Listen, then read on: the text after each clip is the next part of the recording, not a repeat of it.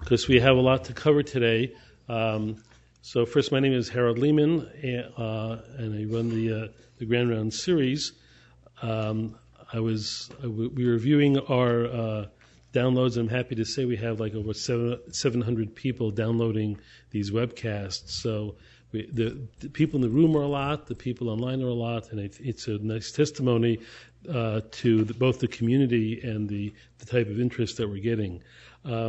Next week, we'll have a speaker talking about World Vista in Jordan. And the week after that, we don't have scheduled right now. And then a couple of weeks after that, we have Joe Finkelstein from here talking about chronic health and informatics. But today, I'm thrilled to present one of Hopkins' own. Alain Labrique is assistant professor at the Department of International Health and Epidemiology.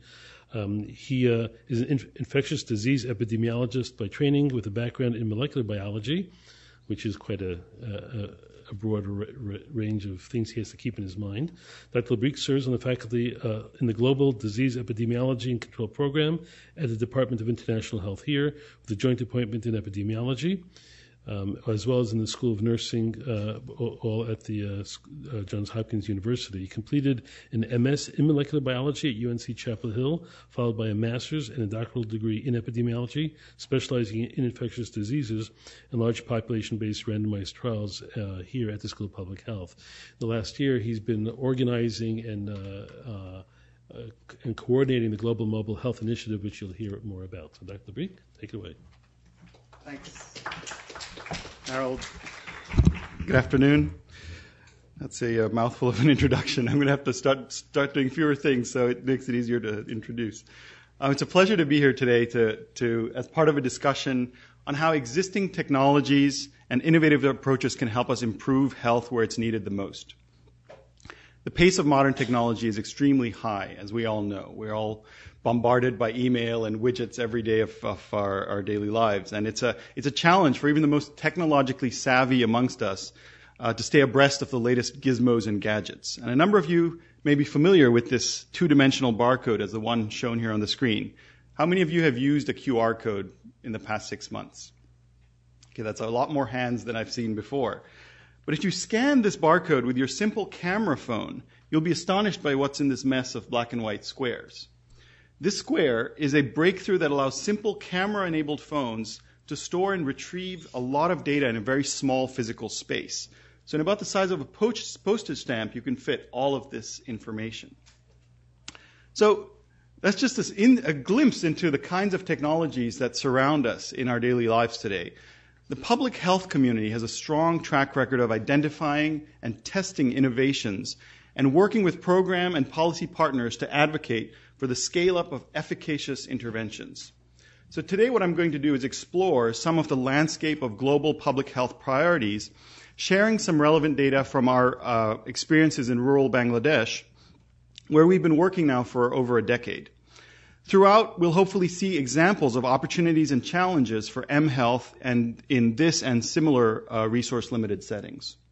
So what is mHealth? Well, I like to begin by defining what this means to me, as this term tends to mean different things depending on the context where you work.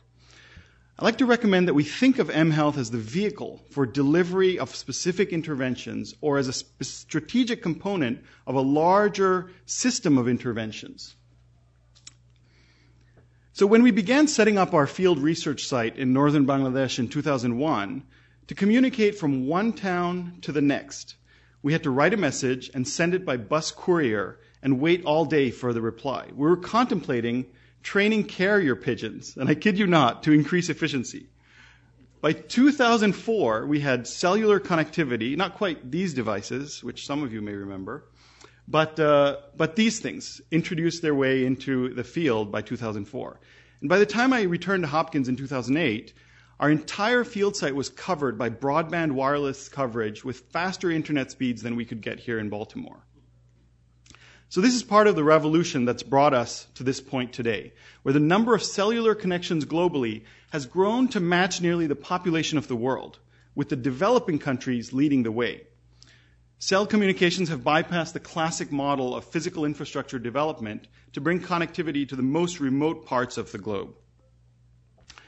This video from our partners Empower and BRAC in Bangladesh illustrates how community health workers are using simple Java cell phones to register, track, and follow pregnant women more efficiently.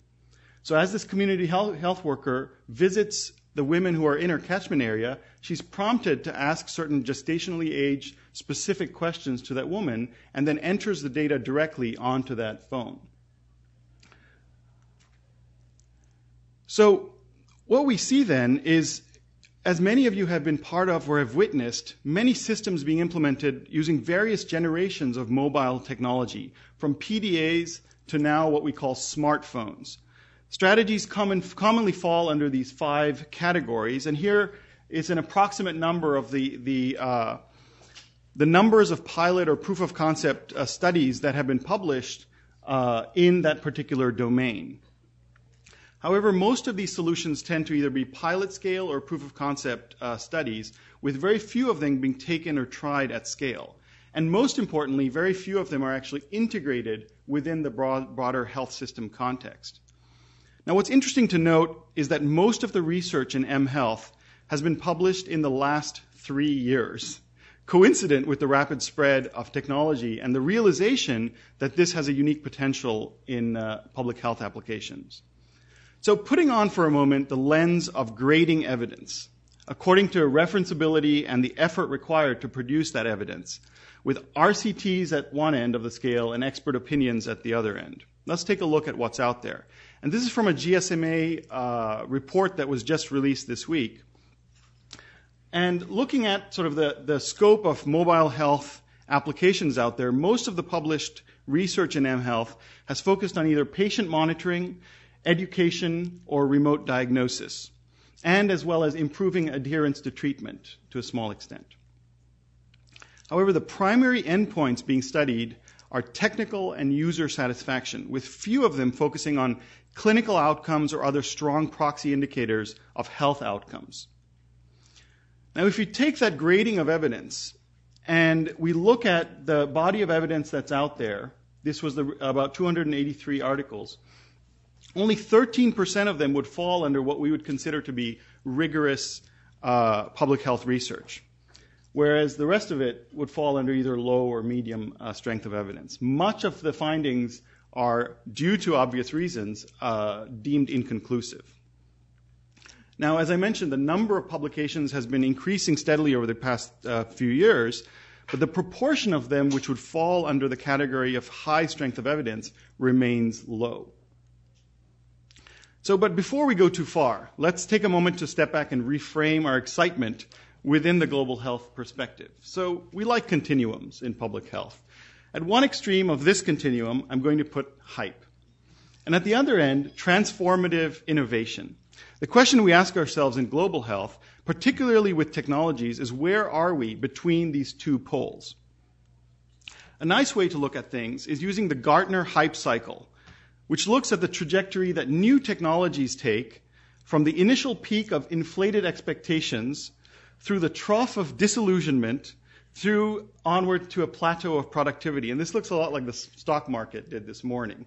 So various mHealth innovations exist along this continuum. Most of them are still in this end of the scale. So our goal in public health is to ensure that the most promising, useful technologies make their way through this trough into health systems where they make most sense.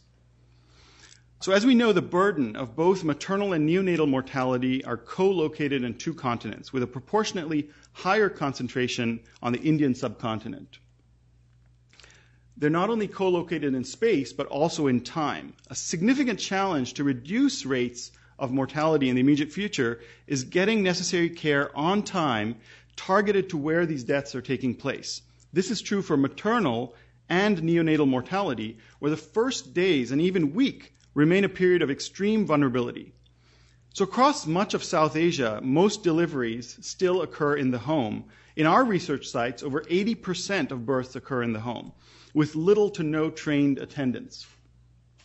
When we think about the causes of maternal and infant mortality, we often reduce these to the final dominant biomedical event that caused the death, realizing that the pathways that lead to that mortality are complex and multifaceted.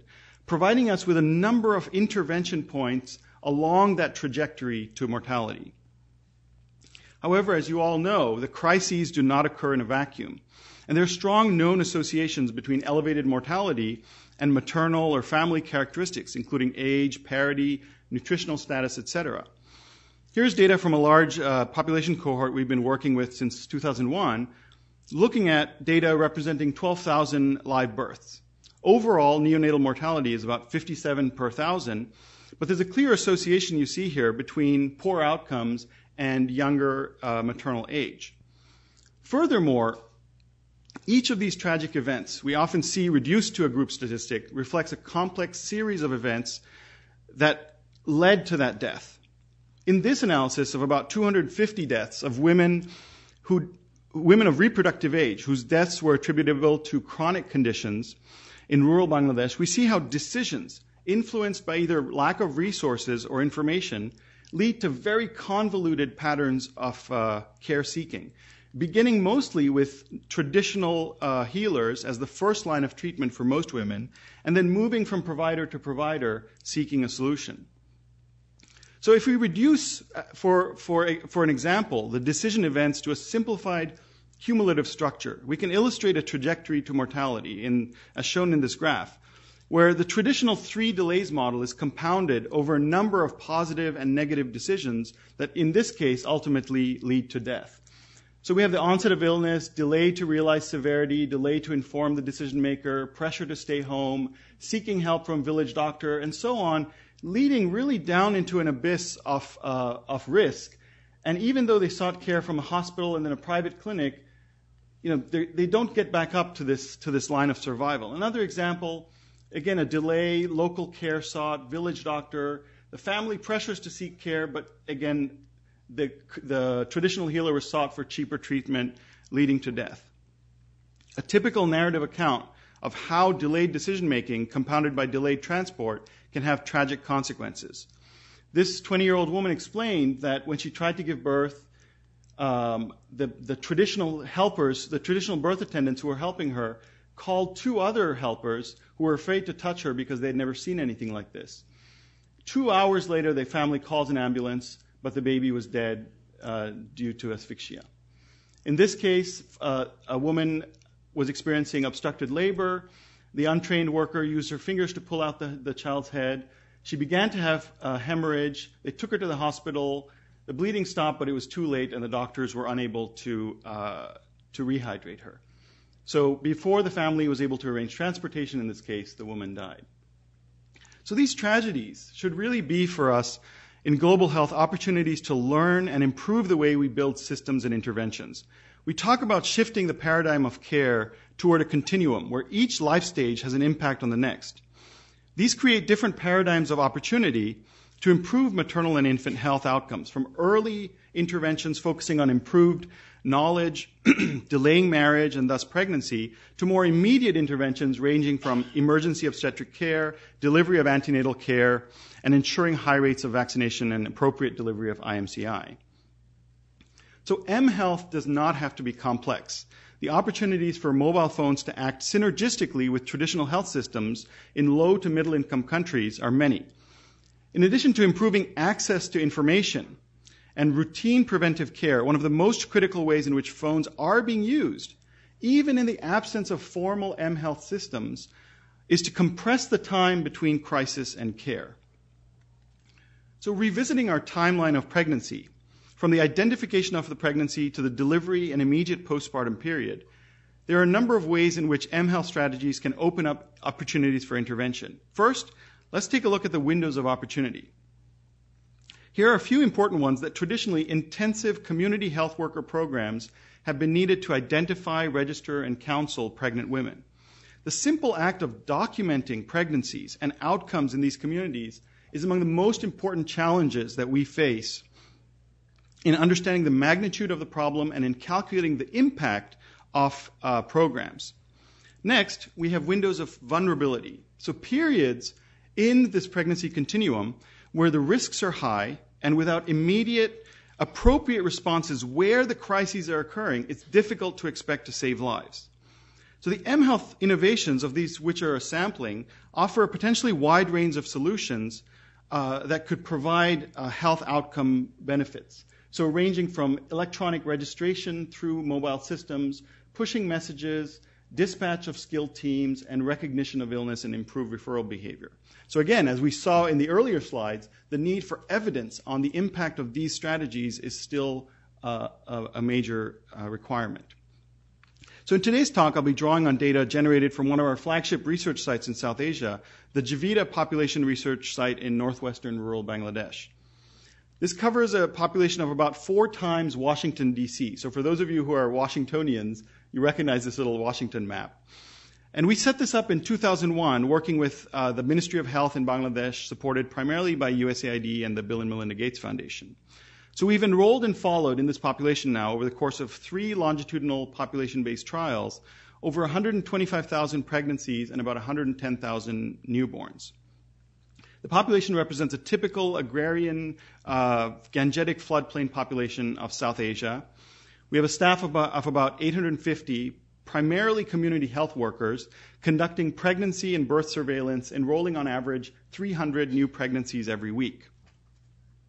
So enrolled mothers are periodically interviewed for diet, morbidity, other exposures, socioeconomic status, and so on. We monitor pregnancies weekly, and vital events reporting goes on using both paper and digital systems. And as you can imagine, this system over the past decade has generated not only gray hair, but also volumes of data on each woman's pregnancy, reproductive history, and health and infant outcomes. This area is one of the most exquisitely mapped of South Asia, allowing us to enroll and track participants over time, but also to use innovative evaluation techniques such as distance to facilities, healthcare provider catchment areas, and so on. And looking briefly at some of the findings from this population, just to give you a context of where we're looking at mobile phones, we find that early marriage is still common, infants are born small and vulnerable to a wide range of exposures, many before they're ready to face the challenging environments that await them outside the womb, so 22% preterm. And a health system that, despite much progress in recent decades, continues to struggle to deliver standard preventive care to the majority of the rural population in these hard-to-reach areas. And all of this compounded against a backdrop of deep-rooted belief in supernatural disease pathways. So here's a GIS map of 17 different evil spirits who have been found to, who mothers report were in the critical pathway to their infant's death. So what have we seen with mobile phones? Well, as I like to say, we've been studying mHealth in its natural state. As we've seen elsewhere in South Asia and Africa, the penetration of cell phones and cell phone towers is high. We used to be able to tell folks to get to our field site, drive 7 hours north of the capital city, and then turn left at the first 2 cell phone towers. Well, as you can imagine, we can no longer give them those instructions because there are 35 cell phone towers around our study area.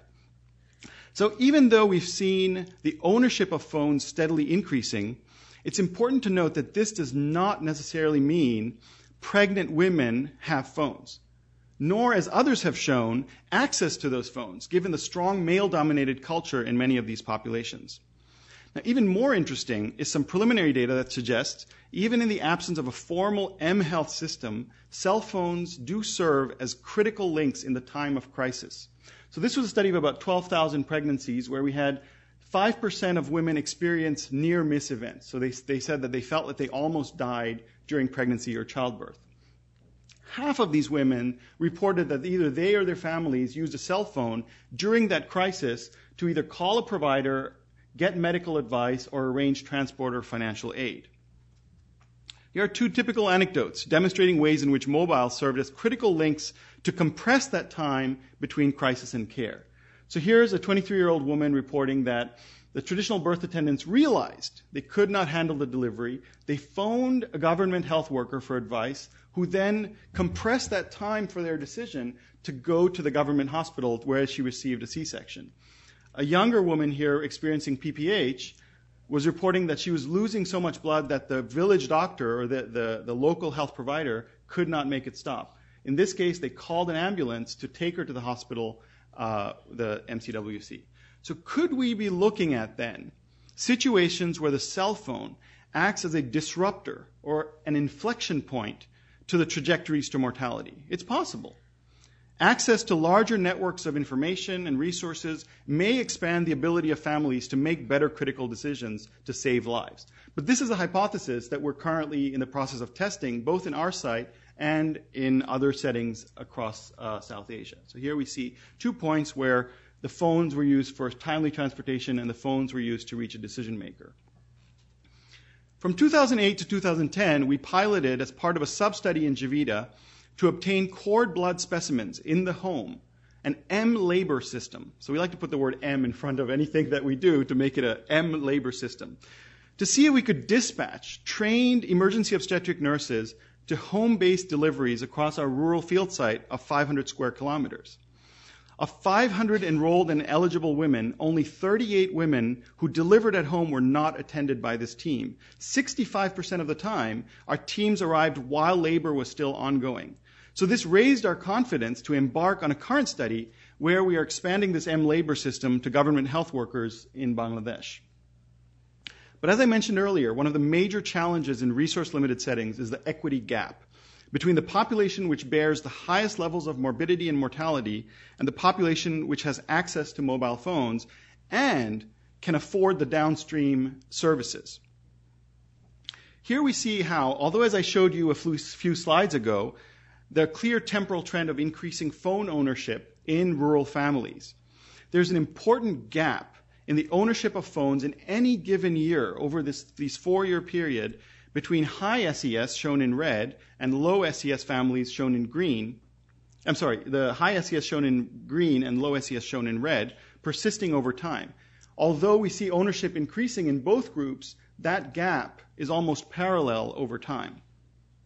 Now, if we take neonatal mortality in the same population over the past 6 years, stratified by the same criteria, we see declining trends, as we would expect, in mortality in both the high and low SES groups, but this time the green high SES you see on the bottom as they experience lower neonatal mortality, and a similar gap persists over time, stressing the importance of addressing equity and access to phones when evaluating the impact or designing mHealth interventions and programs.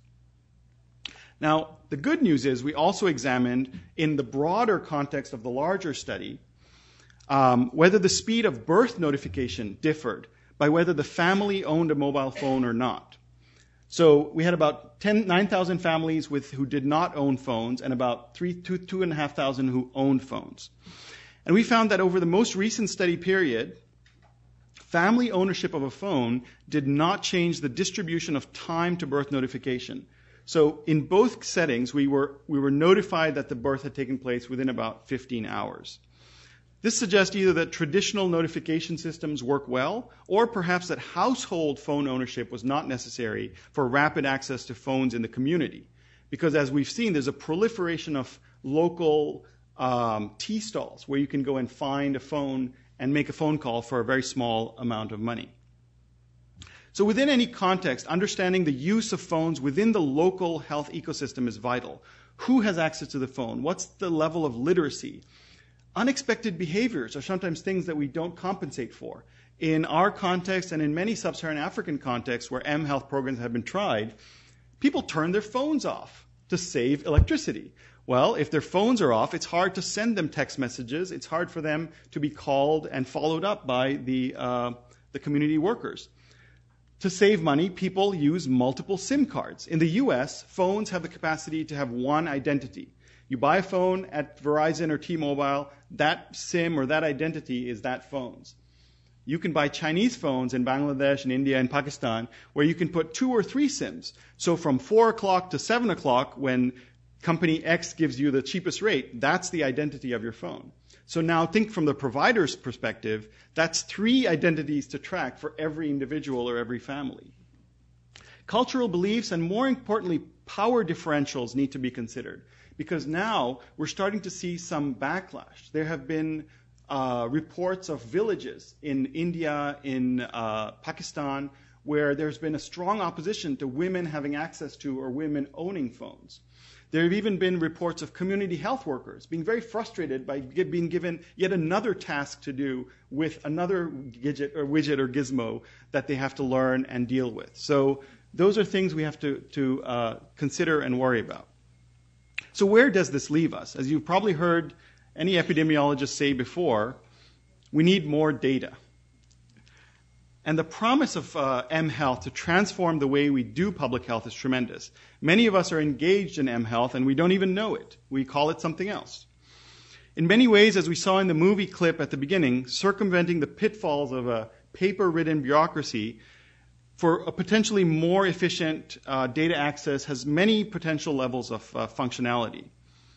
One emerging fundamental strategy being tested by a number of groups, including ours at Hopkins and others, including Grameen Foundation's MoTech and D-Tree International, is how to connect and enhance community health workers in remote settings by providing access to information, decision support, live support, and training through mobile phones. The Text for Baby program. How many of you are familiar with the Text for Baby program? Okay, that's about half of you. Has gotten a lot of national and international attention. A strategy where women can enroll in a program to receive gestationally appropriate messages sent to their phone to promote healthy behaviors in pregnancy. It's still under evaluation, but where literacy rates are high, this may be a useful strategy to educate target audiences. There are new and exciting innovations being introduced on what seems like a weekly basis. It's hard even for the most Twitterized of us to stay in touch with what's going on. These range from microscopes that use cell phone cameras to perform field diagnostics to the newly FDA approved, as of last month, a mobile phone-based ultrasound system from Mobisante. The West Wireless Institute is working on the final stages of what they're calling Sense for Baby, not Text for Baby, but Sense for Baby, a wireless fetal monitoring system that connects providers to their obstetric patients in real time via mobile phones. So any one of us who's doing large-scale epi trials can just imagine the stream of data and the questions that arise from this kind of new approaches to monitoring. And on Tuesday, we heard from our colleague Amir Khan, who's here in the audience, a graduate of the school and mHealth pioneer, on using cell phones to track pneumonia incidents in challenging environments, using RFID tags on a traditional bracelet for kids. So a lot of potentials to solve the problems that we as public health professionals deal with on a daily basis, but also for the program world. In late 2010, the results of the WellTel trial in Kenya found that sending text messages to Kenyan patients to take their HIV drugs properly improved adherence to therapy by 12%. 12%. WellDoc here in Baltimore found that giving diabetes advice on managing their condition was extremely effective in controlling A1C status. So pictured here at right is the newly released Glow Cap. How many of you know about the Glow Cap? It's about 2 people. So this is a very interesting innovation because it's a mobile phone connected pill bottle that sends audio and visual reminders of missed pills. But also it calls you and your family members if you've missed a dose of your treatment. So just think of the potential. It's very annoying, but potentially innovative. We've seen in this what's being called the Arab Spring, the political power of social networking and new media in the democracy movements across the Middle East. We've only begun to explore the role of these social networks in improving health and access to health. Now, thinking back to my story about carrier pigeons, and I'm serious about carrier pigeons, I'm now Facebook friends with 50 of our field staff in rural Gaibanda. To think of how far we've come in a 6-year period. So the intersection between social media, social networks, and mHealth is still to be explored. And the natural intersection of mFinance and mHealth is, I think, one of the most exciting future potentials. It deserves careful consideration as a way to facilitate transaction between clients and health providers, and even to provide innovative ways of delivering demand-side financing or incentives. Now, for each setting, it's important to understand the context on a number of axes. So here you put yourself in this 3-dimensional space. Defining that space is essential so that your mHealth strategy or intervention has an appropriate fit between low and high coverage. I hate to call these dumb phones, but That's sort of the opposite corollary to a smartphone. And then low to high cost-bearing environments. That's not even to talk about the business models, which there's whole other groups of folks who are really in the private sector worried about what are the sustainable business models for these strategies. So right now, most of what we do in mHealth is at the bottom of what some are calling the mHealth value stack. It's unidirectional or two-way communication, not integrated, as we would like to see up here, into the broader health system. So one of the challenges that I like to present to each one of you is to think about mHealth as a facilitator of integration, giving us the potential to link otherwise vertical systems together under a common responsive health information framework. To quote Bill Gates, however, at the last 2010 mHealth Summit, it's easy to fool yourself into thinking that something that works in one place will work equally well in another. There are many potential pitfalls in this ecosystem which need to be considered for successful and sustainable mHealth strategy. Power, interoperability. What is the back end and front end of your system, and can they speak to one another across a given country? We were just talking yesterday about once you scale up these systems to a national level, when you have not just 1,000 phones, but 1 million phones to deal with. What infrastructure do you have to support, maintain, manage all the hardware end of that system? Confidentiality, the ethics of data transmittal over cell phones are still strategies that are being discussed and debated. And then, of course, the all-important question of cost. So already there's evidence of some donor and program frustration with what some are calling pilotitis.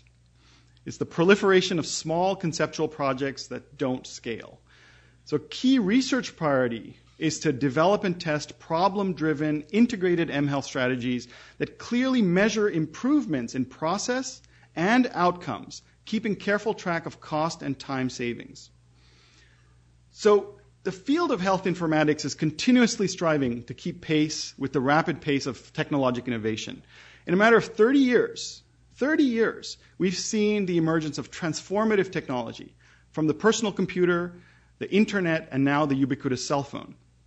So we're entering the world of health and public health 2.0. Some are even saying 3.0. Makes me think about keeping up with all of this. But the foundational principles of what we are doing as public health practitioners are critical to keep in mind. To quote Reed Gardner, who's a real pioneer in the field of health informatics is only about 20% about technology. So in 2009, Charles Friedman proposed, as many of the health informatics students in here know, a fundamental theorem of health informatics that's illustrated here in a very elegant diagram. A person working in partnership with an information resource is better than that same person unassisted. So he proposed 3 corollaries to that theorem, which I'll liberally paraphrase to apply to E and mHealth. One is that the E or mHealth solution are more about the people, not the technology. The resource must offer something that the person does not already know. And third, the success of the relationship between the person and the technology depends on the interaction between them and the human-computer interface. And so that's something we all too often, at least in EPI and public health, we don't give sufficient attention to that human technology interface. So I was privileged last month to participate in a WHO-led meeting in which we discussed at length how to overcome the barriers to scale up of E and mHealth solutions, and encourage the systematic and rigorous evaluation of mHealth projects and programs. Of course, we need to move well beyond the question that we hear all the time, oh, does it work? Because that really doesn't mean very much. We have to keep in mind Friedman's theorem and corollaries and evaluate these solutions in the context of the broader health and health system in which they are being implemented. So using robust evaluation frameworks to look at the entire spectrum of the implementation. Using methods appropriate for the questions being asked. So very often we feel that there's a backlash. People are questioning, well, we can't subject this technology to a randomized controlled trial. Well, maybe the randomized controlled trial isn't the appropriate methodology for the research question that's being asked, depending on the stage at which that technology is at that given time. So I'd like for a moment for us to be technology agnostics. That is, identify the principles, of which these are a few, that underlie the various widgets that are used to deliver the public health endpoints. So there's some consternation in the field that things are moving too quickly to evaluate that using conventional methods or approaches. Where there was an NIH meeting in August that was actually entitled Alternatives to the RCT, Path Forward for E and mHealth. So one of the conclusions of the meeting were that there is actually no alternative to the RCT. The RCT is part of the spectrum of tools necessary depending on the question being asked. So under this paradigm of technology agnosticism, there's value to the careful, systematic, and rigorous establishment of efficacy to accomplish one or more of the above outcomes using a particular widget, even if by the end of the evaluation we're on version 2 or version 3 or version 4 of that widget. The principle of what we tried to do with version 1 of the widget is still valid and is still appropriate to have been evaluated. So these principles and the importance of evaluation in E and mHealth are going to be summarized in the upcoming documents stemming from the Bellagio meeting, so keep an eye out from them. But it was nice that we were able, across a wide group of people, to come up with this consensus statement that really brings to bear the need for rigorous evaluation of e-health to generate useful evidence and to promote the appropriate integration of technologies to improve health and reduce inequalities. So quantitative demonstration of impact, and I'm preaching to the choir here, so it's really something that we need to advocate for in the program world and to the private sector, that this will play a critical role in mobilizing resources to effect program and policy level changes. Those of us who have worked in the arena of trying to move policies and shift policies, we understand the importance of rigorous evidence that then is contributing to that policy decision. So we also need to publish data on the performance of these systems and interim process indicators ranging from improvements in knowledge and practices to system performance benchmarks. Very little attention is often paid to these benchmarks, such as antenatal visits, improved response times, appropriate levels of healthcare workers reaching the client, to essential outcome indicators that will demonstrate the impact of mHealth innovations to not only strengthen existing health systems, but to also deliver new opportunities to intervene during those windows of extreme vulnerability. So, for example, being able to access a preterm neonate shortly after delivery without necessarily waiting for a crisis to take place. A birth notification by cell phone or even a labor notification by cell phone could perhaps accomplish that kind of a task.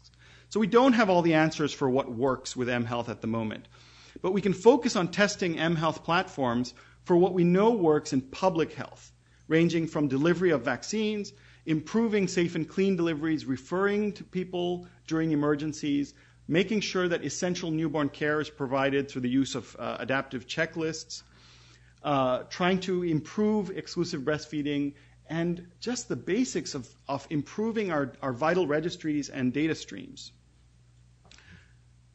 As I mentioned just now, keep your mind open to novel windows of opportunity that we can now access with the cell phone.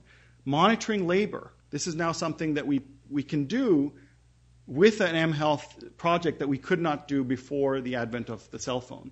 Notification of birth, as I just mentioned, recognizing preterm birth. Automating algorithms for screening of newborn illness. And perhaps virtual women's groups.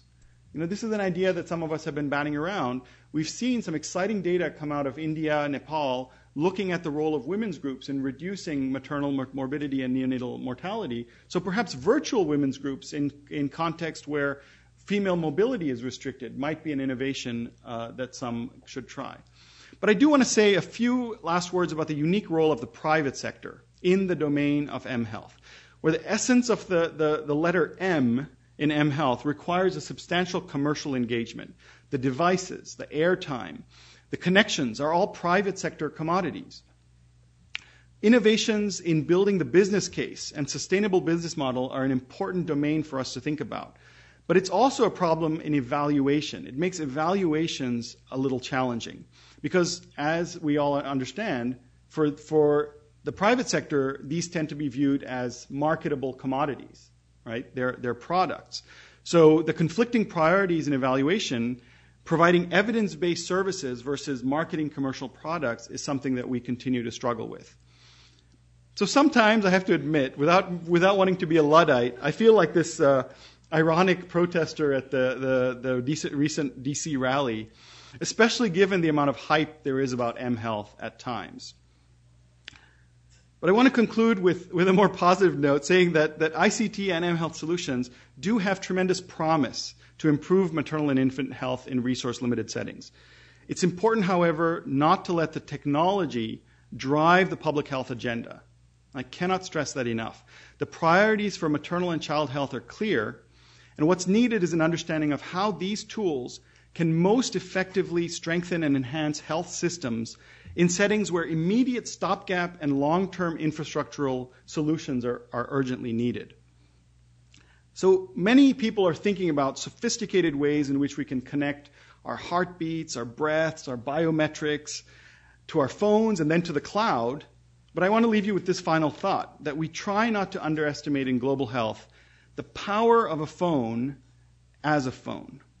So I want to thank Harold Lehman for the opportunity to speak today, and to make a quick plug for the Global mHealth Initiative, a collaborative effort of some great folks from the School of Medicine, School of Nursing, Public Health, and Engineering, working with the generous support of the Deans and University Provost Office.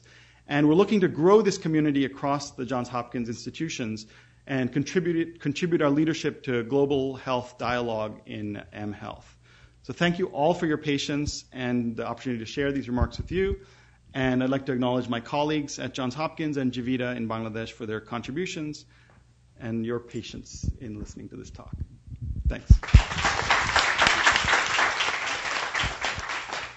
Thank you. That was wonderful. And I'm glad you're leaving that slide up so you have more than just a moment of plugging. And I'm sure you have a social network strategy under development for this community. We welcome students who are wanting to engage. Exactly. Questions, folks? My name is Youngju Jo, PhD student at Health System Program. Thank you so much for very comprehensive and inspiring presentation.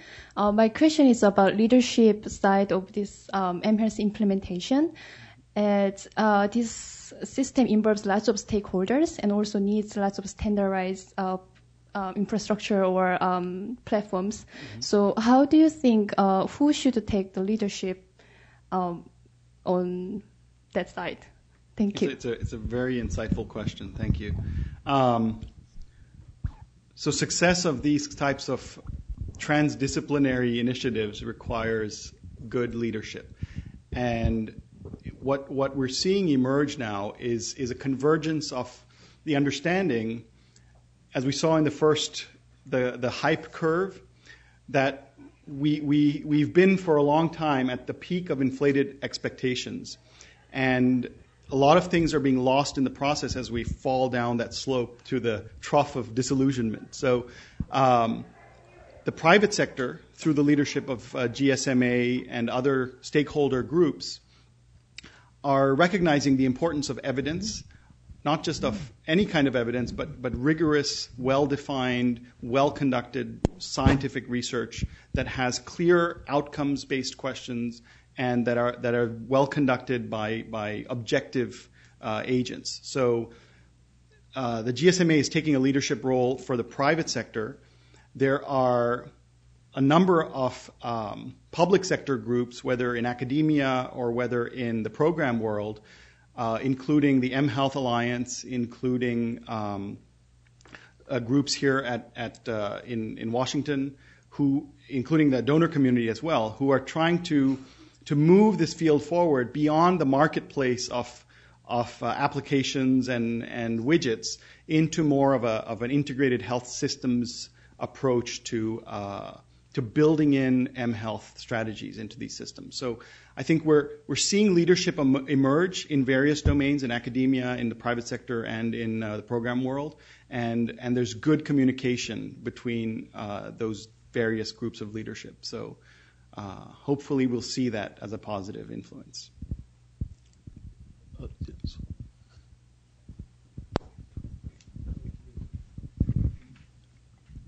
Amazing presentation. What are the funding opportunity? Like, how do you think funding? So that's a very good question. There's been a lot of funding that has been earmarked for mHealth, and we were just part of a consulting group for the NIH about 6 months ago, and one of the priorities that was identified was funding from groups like NIH, like NSF, to support innovations and efficacy research in M and E health. So NIH over the past 3 weeks has released 6 different RFAs for R01s, R21s, R03 types of applications. The NSF has released some applications. USAID is funding mHealth research. Who else? WHO is supporting mHealth activities as well. So there's a lot of funding available, and I think we're increasingly going to see people requiring that the bar of applications be raised so that we're not just testing out new widgets, but the strategies and the devices we're proposing actually have some interoperability standards, conform to some standard back-end data management, SDMX type of things. So I think the field is evolving very rapidly. It's only still a few years old, as you could see by the graph. So I think on that front, there's a lot of hope. Question. I'm Chris Lehman. Sorry. That's all right. If you were to give a cell phone to everybody in Bangladesh, my assumption would be productivity would go up drastically, income levels would rise dramatically, with it better access or better ability to access healthcare and resources. So how do you tease out the impact of the cell phone per se on income and quality of life and basic health from your mHealth interventions? Right. No, it's an excellent question, and as a trialist, something that we struggle with all the time. How do we define our comparison arms of an RCT in a place where the technology that you're testing is ubiquitous? So the principle that I would fall back on in that case is what ecosystem, what intervention is the cell phone a part of? Is it just the cell phone linked to the natural health system as it exists in the wild, as it were? Or is it linked to particular enhanced services or particular information streams that individual now has access to because they're part of this intervention that's being studied versus just a cell phone in nature? It drives up sample sizes considerably because you have to think about those confounding variables. But we also played with this idea of viewing the cell phone as a vaccine strategy, right? If you can afford to give antenatal vaccines, why not be able to give every pregnant woman a cell phone during her pregnancy that's linked to certain streams of information and streams of services? So that's something that we're developing, and we're trying to get donors to be interested in that approach.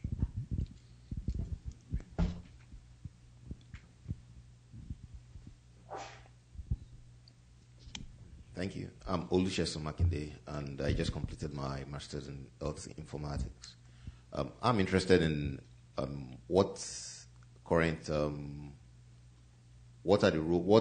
there any initiatives right now to build interoperability into the systems, or are each of the applications destined to be independent silos on their own? Thank you.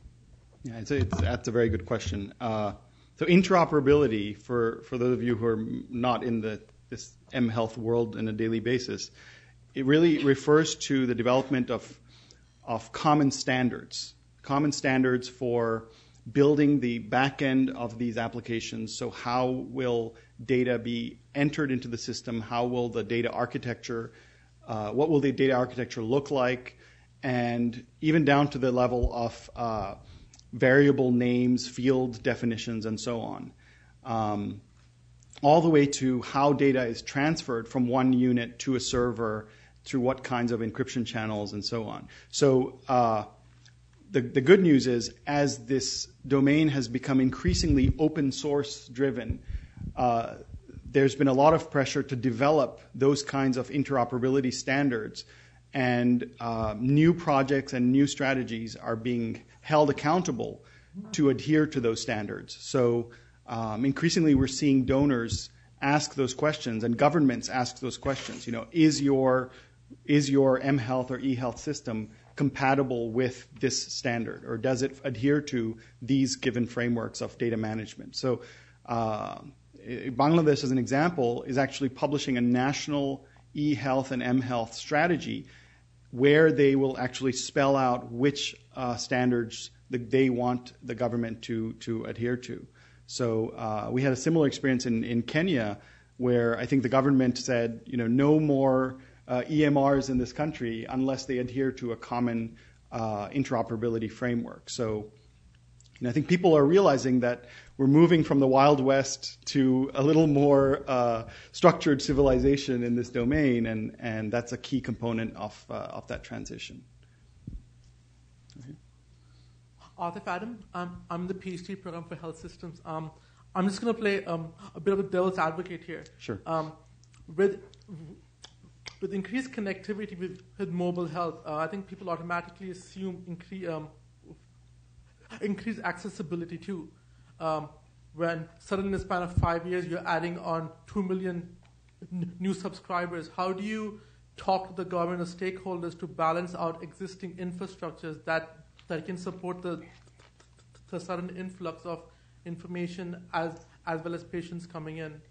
Yeah, no, it's a very good question. None of this operates in a vacuum, and I think that's part of the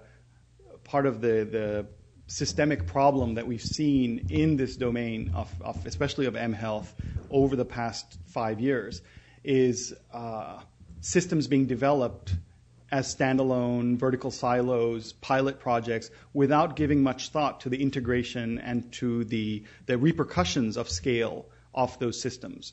So as we design effective strategies, they really do have to be contextualized. Those questions have to be taken into account. And I think one of the ways to accomplish that is to do like Bangladesh and Philippines are doing, is developing national strategies, national plans, where these interventions, these innovations are part of a larger package of interventions of health system strengthening, not just eHealth or mHealth in a vacuum. And it's been actually very informative to see how success stories have adopted those kind of things. So I think with a little bit of bias, I think Bangladesh is leading the way to some of that. Philippines, Kenya are countries where there really has been a realization that this isn't a widget that's going to go away overnight. These are components that can strengthen every part of the health system, whether we're talking about maintaining supply chains, whether we're talking about monitoring community health workers and reducing absenteeism.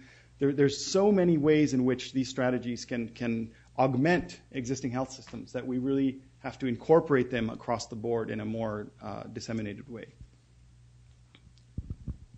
Okay, my name is Divya Ravi. Where are you? Sorry, there's bright lights. There you are. So I'm in the Master's Applied Health Informatics program. Great. And so I understand that you're talking about third world countries. So yes. A large part of the population is illiterate, right? So, are you thinking of having some kind of training programs on how to use mobile technology? Is that what you have in mind? So you would be surprised at how fantastically well an illiterate person can rapidly learn to use this type of technology. Exactly. I learned things from women in rural Gaibanda that my phone can do that I didn't know it could do here in Baltimore. So it's really becoming a pervasive part of the daily experience in these resource-limited settings, even where literacy is low.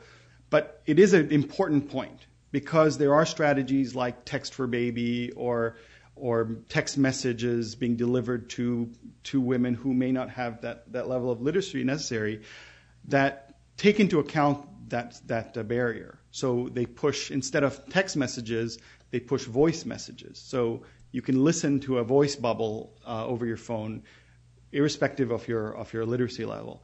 The advent of newer generations of technology, such as Android, versus the dumb phones. I feel so bad every time I say that, but allow you to now build pictorial interfaces. So there was a company I met recently which was called Amadeir Cloud, a company that was in Bangladesh, but they were developing cloud-based information portals.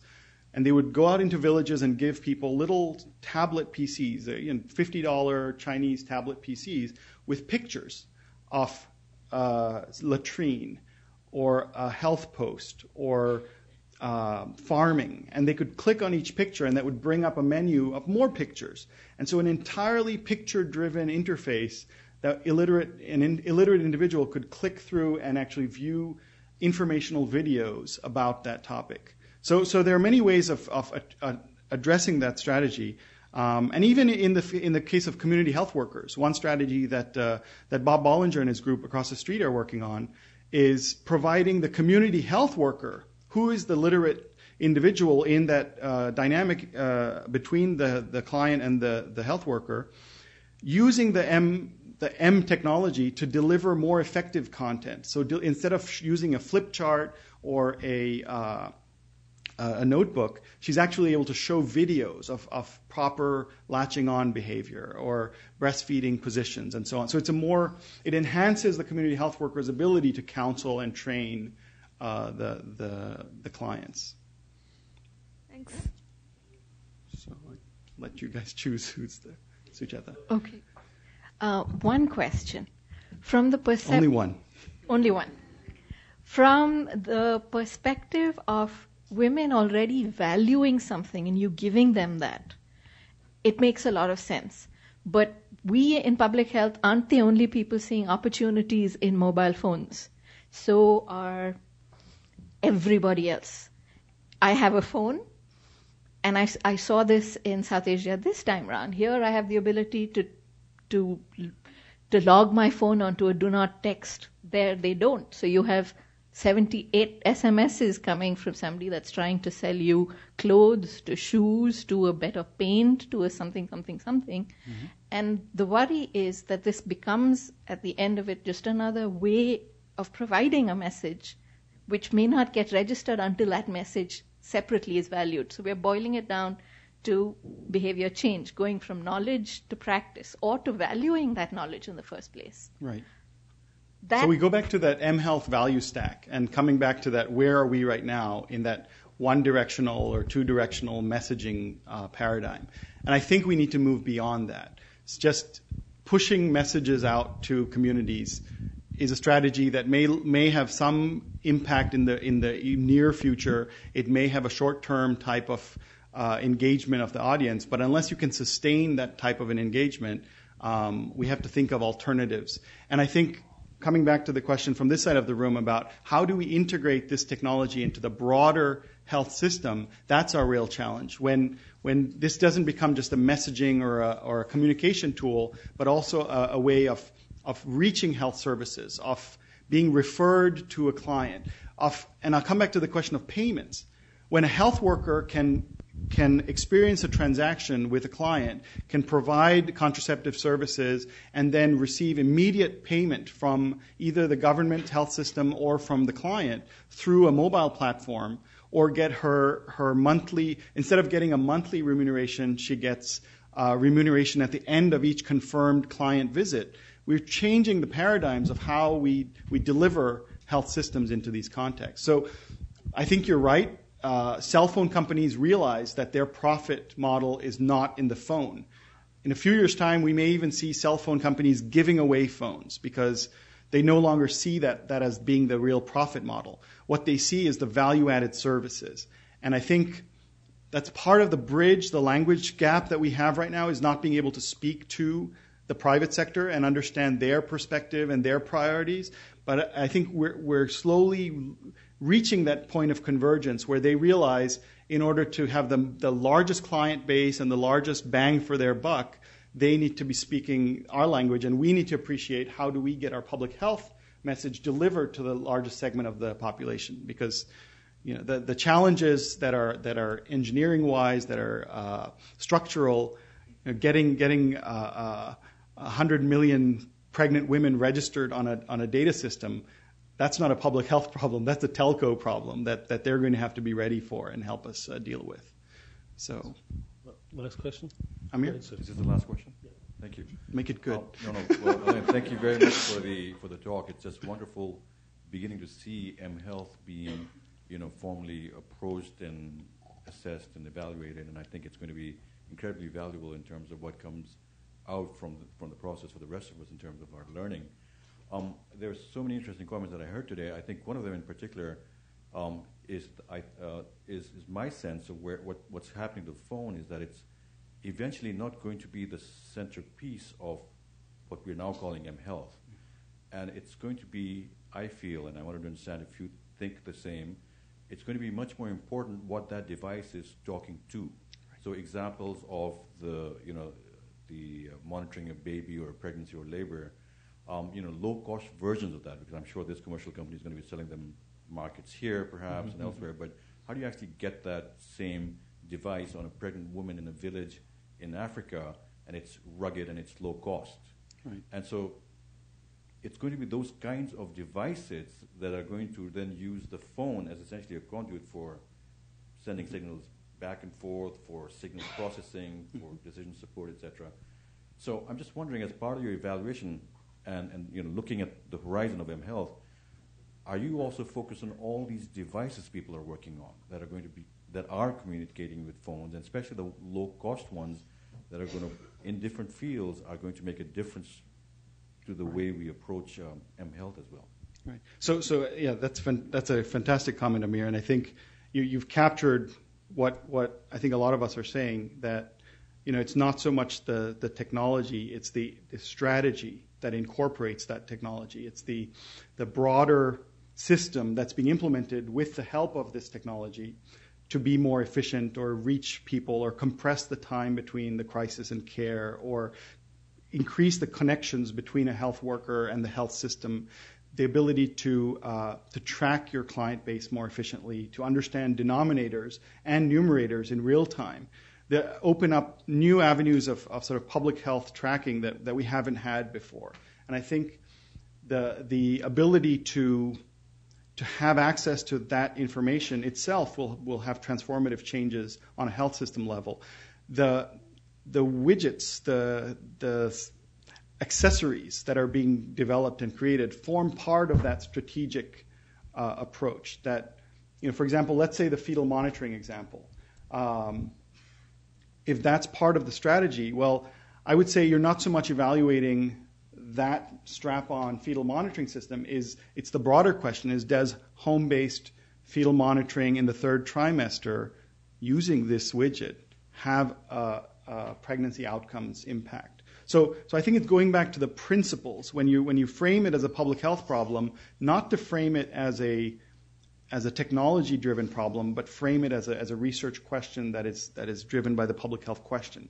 So I think that's where we're moving the field, hopefully, and there's recognition that we need to be technology agnostics to some extent. So thanks. So thank you again for a fantastic talk, and we look forward to more on this in the future. This is great. Thank you, everybody. Thank you.